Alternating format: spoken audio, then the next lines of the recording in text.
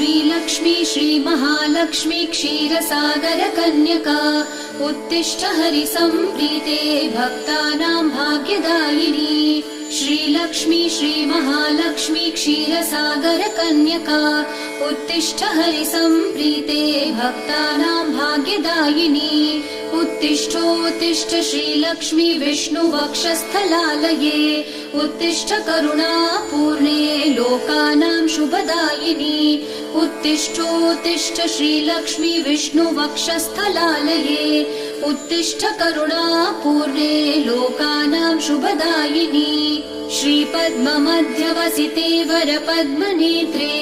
श्रीपद्महस्तचिरपूजित पद्मपादे श्रीपद्मजातजननी शुभपद्मवक्त्रे श्रीलक्ष्मी भक्तवरदे तव सुप्रभातम्।